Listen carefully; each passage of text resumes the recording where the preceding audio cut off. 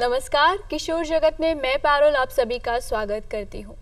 दोस्तों, टैलेंट तो सभी के पास होता है। हम सभी में कहीं ना कहीं एक आर्ट छुपी होती है, पर उस आर्ट के साथ ही होती है एक शर्म, एक झिझक, जिससे हम सामने वाले को अपने आप पर प्रेजेंट नहीं कर पाते कि असल में हम है क्या। सभी चाहते हैं भीड़ में अलग दिखना, भीड़ में उनकी एक अलग पहचान हो, ये सभी का मानना होता है। बस एक मुश्किल होती है अपने आप को प्रेजेंट करने में, अपनी पर्सनालिटी को डेवलप करने में। इसी विषय पे आज हमारे साथ चर्चा करने के लिए हैं वरिष्ठ रंगकर्मी और साहित्यकार डॉक्टर कैलाश चंद शर्मा जी। सर, स्वागत है आपका। सर, मैं सवाल पूछने से पहले आपके बारे में कुछ जानना चाहूँगी। चलिए, मेरे बारे में कोई विशेष नहीं है। मैं एक जयपुर ज़िले का छोटा सा गांव है मेड़, उसमें मेरा जन्म हुआ। 8वीं तक की शिक्षा मेरी वहाँ हुई। उसके बाद मैं जयपुर आया और पढ़ाई के साथ साथ मैंने कथक नृत्य और संगीत की शिक्षा लेना प्रारंभ किया जयपुर के वरिष्ठ नृत्य गुरु श्री मांगीलाल जी पंवार से जी। उसके बाद में नृत्य गुरु तीर्थराम जी आज़ाद, राजेंद्र गंगानी जी, आशा जोगलेकर जी, इन सभी से मैंने कथक नृत्य सीखा और जयपुर रंगमंच से मैं जुड़ा रहा लगातार। और लिखना मैंने 8वीं क्लास से ही प्रारंभ कर दिया था, बहुत छोटी आयु में, कविताओं से। उसके बाद में मैं नौकरी में आ गया, लेकिन मेरा लेखन और रंगमंच और संगीत वगैरह का चलता रहा। वही, मतलब आप किसी भी क्षेत्र में चले जाएं, पर आर्ट से आपका जुड़ाव है हमेशा बना रहता है। बराबर। तो मेरा पहला सवाल यही है कि आर्ट क्या है, असल में कला क्या है? देखिए, कला जो है, इसकी परिभाषा सबसे पहले हमें भरत मुनि के नाट्यशास्त्र में मिलती है। उसके बाद में वात्स्यायन का कामसूत्र और शुक्र नीति में भी इसको परिभाषित किया गया है। कला जो है, किसी भी व्यक्ति के अंदर वह ऊर्जा है जो उसको आगे बढ़ा सकती है। और अगर कला की अभिव्यक्ति सही मायने में हो जाती है तो व्यक्तित्व का निर्माण भी होता है। कला में बहुत सारी आती हैं, प्रदर्शनात्मक कलाएं हैं और कामसूत्र के अनुसार 64 कलाएं हैं। उसमें बहुत सारी हैं, लेकिन कुछ जन प्रचलित हैं, उनके बारे में बता रहा हूँ मैं।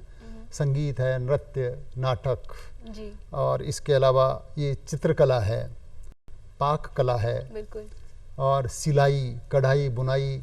और इसके अलावा आप ये देखिए कि ये कपट, छल क्रिया, ये भी एक कला है। और जो वाक् चातुर्य है वो भी कला है। इसके अलावा किसी की जबान को दोहराना, वो भी एक कला है। आपने कई जगह देखा होगा कि बड़े कठिन शब्द होते हैं, तो उनको दोहराना बड़ा मुश्किल है। मैं बचपन की एक 2 लाइन आपको सुनाता हूँ जो बड़ा मुश्किल है, लेकिन आज भी प्रासंगिक है। और वो मैंने मेरे गीत दिखाए गाँव, मेरे गीत हैं, गीतों की पुस्तक है, उसमें भी समाहित किया है। जब हम 5वीं 6वीं में पढ़ते थे तो एक देसी भाषा में बोलते थे। आप भी कोशिश करें मेरे साथ, मैं पहले धीरे बोलता हूँ, आप दोहराना। ये कला है। टाटी होती है छप्पर, ताकू होता है जिसे चरखा काटते हैं, काढ़ू यानी निकालना, और फिर उसको वापस टांग देना काम लेने के बाद में। ऐसे ही होते थे, आले वाले तो होते नहीं थे पहले।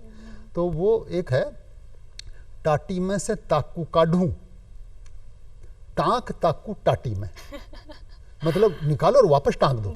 तो अब इसको मैं बोलता हूँ, देखो, टाटी में से ताकू काढ़ू, टांक ताकू टाटी में, टाटी में से ताकू काढ़ू, टांक ताकू टाटी में, टाटी में से ताकू काढ़ू, टांक ताकू टाटी में, टाटी में से ताकू टांक ताकू टाटी में। अब ये देखिए, ये कला है। और ये कला लोक कलाओं में आती है। कलाओं में बहुत सारी कलाएं हैं, लोक कलाएं हैं, उसमें गायन, वादन, नृत्य सभी आ जाता है। ये वास्तुकला भी आ जाती है। हमारे यहाँ जो दक्षिण भारत के मंदिर हैं, ताजमहल है और कोणार्क है, ये बहुत ही अद्भुत नमूने हैं भारतीय शिल्प और कला के। तो कला जो है, प्राचीन काल से हमारी भारतीय संस्कृति का बहुत एक सुदृढ़ आधार है कला जी। और इसका बाहर के लोग भी जो अनुसरण करते हैं, तो ये कला जो है व्यक्तित्व के विकास में बहुत ही योगदान देती है। बिल्कुल, आपने बात की व्यक्तित्व के विकास की। अगर हम बात करें हमारी अपनी पर्सनालिटी की, तो अक्सर मैंने बहुत लोगों को देखा है जिनकी परेशानी रहती है कि उन्हें अपना इंट्रो देना नहीं आता, कि बहुत मुश्किल हो जाती है अपने बारे में सामने वाले को बताना। बराबर। जस्ट बिकॉज ऑफ कॉन्फिडेंस, क्योंकि कॉन्फिडेंस नहीं है। किस तरीके से बिल्ड किया जा सकता है? देखिए, बहुत अच्छा है आपने सवाल किया है और उपयोगी भी है। आज बहुत सारे क्या है कि बड़े बड़े अधिकारी बन जाते हैं, लेकिन या कोई इंटरव्यू देने जाता है बड़ा, तो वहाँ जाकर के कितना ही उसमें ज्ञान है, लेकिन अगर उसको ज्ञान है जो विज्ञान है, किसी में ज्ञान है तो कह सकते हैं विज्ञान है, लेकिन उस ज्ञान को अगर वो अपने कौशल से अपने अनुकूल बना लेता है तो वो कला है। बिल्कुल। तो ये है, नाटक एक ऐसा माध्यम है जिसके द्वारा व्यक्तित्व का निर्माण किया जा सकता है। क्योंकि नाटक में क्या अंदर की ऊर्जा है, कोई भी कला में वैसे तो ऊर्जा है जो कौशल के माध्यम से बाहर आ जाती है, बिल्कुल, और वो सार्थक साबित होती है उसके जीवन में, दूसरों के जीवन में भी। जी। तो नाटक एक ऐसी विधा है, इसको पंचम वेद कहा गया है नाटक को। जी, तो इसमें आदमी की झिझक दूर होती है, संवाद अदायगी है, और बहुत सारे लोगों के सामने उसको जब रिहर्सल करनी पड़ती है जी। तो एक एक चीज जो उसमें होती भी नहीं है उसको निकाला जाता है, चाहे उच्चारण हो, चाहे भावपक्ष हो। पहले जी। स्क्रिप्ट पे काम होता है, पढ़ना आता है, और पढ़ना भी एक कला है, पुस्तक बिल्कुल। का पढ़ना भी एक कला है, ये हमारी 64 कलाओं में से एक है। तो जब उसको संवाद पूरी तरह से याद हो जाते हैं तो एक आत्मविश्वास रहता है, कॉन्फिडेंस आता है उसको। बिल्कुल, फिर जब मेन नाटक होता है तो भाव आते हैं, भाव पक्ष होता है। तो नृत्य और नाटक और संगीत, जी। ये तीनों ही इंटर रिलेटेड है आपस में। तो जिस आदमी में नाटक का जिसको ज्ञान है या जो थिएटर पे काम कर चुका है तो उसमें आत्मविश्वास आता है और झिझक खत्म हो जाती है। जिसने थिएटर में काम कर लिया तो समझो कि उसकी झिझक गई, जी, क्योंकि इतने सारे सैकड़ों दर्शकों के सामने स्टेज पे जाना, खड़े होना, वो भी एक बहुत बड़ा काम है। बिल्कुल। उससे पहले तो जो रिहर्सल का टाइम होता है उसमें 15 से 20 लोगों के बीच में हाँ, स्क्रिप्ट को पढ़ना, अपने ना? आप को प्रेजेंट करना, बस उसी में बहुत उसी में हद तक झिझक खत्म हो दूर जाती है। फिर उसको कुछ भी नहीं लगता। एक थिएटर के आदमी को जब वो कहीं भी चला जाता है वो समझता है कुछ नहीं, मैं जो बोल रहा हूँ वो सही है, जी, और उसके एक्सप्रेशन भी आते हैं। जी, और दूसरी बात यह है कि जो आप कह रहे हो पर्सनैलिटी डेवलपमेंट में, जी, जब आदमी को संगीत का ज्ञान होगा, नाटक का ज्ञान होगा, तो वो हर चीज को संगीत में लहजे में कहेगा। कहने का तरीका, एक तो किसी वाक्य को सादा तरीके से बोल रहे हैं, जी। और एक उसको एक आप ठीक ढंग से सुर, ताल और लय में बोल रहे हैं। और नाटक का ज्ञान तो अदायगी की एक तरीका है, एक्सप्रेशन है, बॉडी लैंग्वेज है, बिल्कुल। उसका भी ज्ञान होता है। तो उसका सामने वाले पे बहुत फर्क पड़ता है। और हमारी कलाओं में जो पर्सनैलिटी है वो भी एक कला है, शिष्टाचार वो भी एक कला है। बिल्कुल, तो शिष्टाचार में एक तो सीधे से जाकर के और कह दो साहब नमस्ते जी, और एक आप कहो साहब नमस्कार साहब। बिल्कुल। आर्ट तो बिल्कुल हमारे रोम रोम में बसी होती है। हमारे बोलने का तरीका, हमारे चलने का, हमारे बात करने का तरीका एक आर्ट ही है। बिल्कुल। बट अगर मैं बात करूँ टैलेंट की, और टैलेंट के साथ साथ अगर मैं बात करूँ पर्सनैलिटी की, कि आप किस तरीके से अपने टैलेंट को सामने रखते हैं। और एक और चीज़ मैं पूछना चाहूँगी, बताना चाहूँगी कि आज का जो टाइम है, हमारे पास वक्त इतना नहीं होता है कि आप सभी क्लासेस एक साथ ज्वाइन करें। तो कौन कौन सी ऐसी चीज़ें हैं जो स्टूडेंट कर सकते हैं जिससे बराबर। उनकी पर्सनैलिटी ग्रो हो? ये आपने बहुत अच्छा सवाल किया है, क्योंकि आजकल 24 घंटे होते हैं बिल्कुल, हर व्यक्ति के पास में। कोई उसी समय में बहुत कुछ कर जाता है, और कोई यही दुहाई देता रहता है कि मेरे पास समय ही नहीं है। उसको पूछो अभी क्या काम करते हो? कुछ नहीं साहब, सरकारी नौकरी है, वहाँ चले गए और शाम को आ गए, उसके बाद में टीवी देख लिया। तो कहते हैं समय नहीं है सीखने का। लेकिन मेरा कहना यह है हमारे दर्शकों से भी, आज की पीढ़ी से भी, कि ऐसा कौन सा व्यक्ति है तो जो 24 घंटे में से, चलिए मान लीजिए 6 घंटे सोने में निकाल दो, बाकी 2 घंटे दैनिक क्रियाओं में निकाल दो, 8 घंटे हो गए। 8 घंटे तो भी 16 घंटे आदमी के पास बचते हैं। जी, 16 घंटे में चाहे नौकरी करने वाला हो और चाहे वो अपने पढ़ने वाला हो, 16 घंटे में से ऐसा कौन सा व्यक्ति है जो पूरे के पूरे 16 घंटे बिजी रहता है, सारा काम करता रहता है? मेरा यहाँ ये मानना है कि ज़्यादातर आदमी अपने जो समय का सदुपयोग नहीं करते। टाइम मैनेजमेंट, जी, समय का प्रबंधन एक सबसे बड़ी कला है। ये भी कला है, प्रबंधन भी एक कला है। अगर जिस आदमी ने समय का, टाइम का मैनेज कर लिया अपने हिसाब से, उसी टाइम में से अगर एक आदमी इन कलाओं के लिए 1 घंटा भी निकालता है तो बहुत होता है। पाक कला भी है।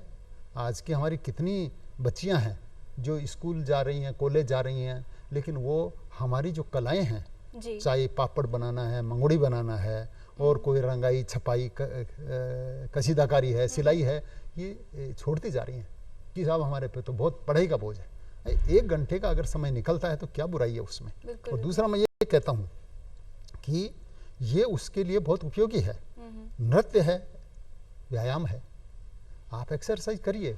हमारे यहाँ तो परंपरा रही है, नृत्य की परंपरा रही है। 1 घंटे आप, और गांव में लड़के भी हैं जो व्यायाम करते हैं, ये व्यायाम है, ये भी कला है। आपने एक्सरसाइज की बात की, मैं यही पूछना चाहूंगी कि पर्सनालिटी को डेवलप करने के लिए कौन कौन सी एक्सरसाइज आजकल कर सकते हैं यूथ? देखिए एक्सरसाइज तो ऐसी है कि जैसे नृत्य एक ऐसा माध्यम है, शास्त्रीय नृत्य, जैसे हमारे यहाँ कथक का जयपुर घराना अपने आप में, आप उसको ही करो तो कोई परिभाषा देने की जरूरत नहीं कि आप सब हाथ को ऐसा करो वैसा करो, या इतनी बार यूँ टेढ़ा करो, या इतनी आप फुटवर्क करो। वो अपने आप में ऐसा है कि कोई भी व्यायाम बाकी नहीं रहता आपका, चाहे आमद हो, परण हो, तोड़े हों, उसमें चक्करदार तोड़े होते हैं, कई आदमी को चक्कर आ जाते हैं, उसमें कर ही नहीं सकते, है ना। गत हैं, गत भाव हैं, उसमें सारा पर्सनालिटी के डेवलपमेंट में हमारा। दूसरा, नृत्य के अलावा जो नाटक हैं, नाटक में भी हमारे संगीत नाटक की परंपरा रही है, ऐसे नाटक जो संगीत प्रधान होते हैं, तो उनके अंदर सब कुछ आ जाता है, पर्सनालिटी का कुछ भी नहीं बता, व्यायाम भी आ जाता है उसमें। हमारे जो नाटक हैं उनके अंदर संगीत का और ये व्यायाम वगैरह इनका भी कराया जाता है, सारा सब कुछ कराया जाता है। तो अगर संगीत और नाटक का जिसको ज्ञान है तो उसमें बहुत आ जाता है। और दूसरा, गाँव में भी जैसे गोबर की से वो लीपते थे, आंगन लीपते थे जी, है ना, और उसमें मानते थे, वो भी कला है। झाड़ू लगाना भी कला है। आपकी एक्सरसाइज बहुत सारी हो जाती है, घर के छोटे छोटे से काम है, इसलिए अलग से कहीं जिम्मेदारी इसमें जाने की जरूरत नहीं है। अगर ये घर के काम ही हम सही तरीके से, हमारी जो संस्कृति है, हमारे परंपरागत कार्य हैं और जो परंपरागत कला है, उसको हम आत्मसात कर लें जीवन में, तो बहुत कम समय में और हमारी बहुत बड़ी एक्सरसाइज हो सकती है। बिल्कुल। अगर आपको लगता है कि आप झिझक रहे हैं, आपको थोड़ी शर्म आती है, तो कोशिश कीजिए ज़्यादा से ज़्यादा अपने दोस्तों के साथ रहिए, भीड़ में रहिए, बोलने की कोशिश कीजिए, कोई एक अच्छा सा टॉपिक आप ले लीजिए, इस पर चर्चा कीजिए, बहुत हद तक आपको इससे मदद मिलेगी। बराबर जी। अगर मैं बात करूं पर्सनैलिटी और आर्ट को मिलाने की, जो कि हम मानते हैं कि थिएटर है, बहुत हद तक हमें हेल्प करता है हमारी झिझक और शर्म को दूर करने में, तो कौन कौन सी वर्कशॉप्स आप उसमें करवाते हैं स्टूडेंट्स को, जिससे उनकी झिझक दूर होती है? देखिए ऐसा है कि त्रिवेणी कला संगम जयपुर की स्थापना हमने करी थी 1995 में। उसके बाद कई दर्जन शिविर हमने लगाए हैं जी। और अलग से त्रिवेणी संगीत महाविद्यालय की स्थापना भी की हमने। उसमें अखिल भारतीय गांधार मंडल का केंद्र रहा, इंदिरा कला संगीत विश्वविद्यालय खैरागढ़ का रहा, और मैं स्वयं जो कथक की अलंकार तक की परीक्षाओं का, प्रायोगिक परीक्षाओं का परीक्षक भी हूँ। मैं वहाँ भी जाता हूँ तो उनको यही कहता हूँ कि ये किताबों की ये बंदी से ये तो हैं ही, आप करो ही करो, लेकिन हमारे लोक गीत हैं जी, लोक परंपराएं हैं, उनको आप अपने नृत्य में लाओ ना, तो उनके अंदर नए प्रयोग करो आप। मैंने खुद ने गीत लिखे हैं, 131 गीत लिखे हैं नवसर्जित ढूंढाड़ी गीतों के नाम से, और उनको अपने नाटकों में प्रयोग किया, बहुत सारे नाटकों में प्रयोग किया है। तो मेरे गीत हैं जो यथार्थ परक है, जो हमारे समाज में हो रहा है और हमारी संस्कृति में आज की पीढ़ी उसको भूलती जा रही है। आज तो गाँवों के अंदर भी फैशन आ गया, वो कहते हैं कि ये ढूंढाड़ी भाषा बोल रहा है, बोल रहा है, ये तो गंवार है, क्या गंवार पने की भाषा बोल रहा है। लेकिन मैं अपने जीवन में उसमें आनंद की अनुभूति करता हूँ। बिल्कुल, बहुत सही बात आपने बताई है कि आप जैसे हैं बिल्कुल वैसे ही रहिए, आपका जो आर्ट है उसको बरकरार रखिए, कोशिश कीजिए अपनी जो अंदर की चीजें हैं, भावनाएं हैं, वो सामने वाले को बहुत अच्छे से, बिना शर्माए, बिना झिझक के आप बता सके। सर बहुत बहुत धन्यवाद, आप हमारे इस प्रोग्राम में आए और हमारे किशोरों को इतनी अच्छी जानकारी आपने दी है। Thank you so very much sir. ठीक, अच्छा जी, नमस्कार। आपसे कौन बेहतर है ये मत सोचिए, कोशिश कीजिए अपने आप को अपने आप से और बेहतर बनाने की। इसी के साथ मैं पारुल आज आपसे लेती हूँ विदा, मिलूंगी next week same time same day Kishor Jagat में। नमस्कार। नमस्कार।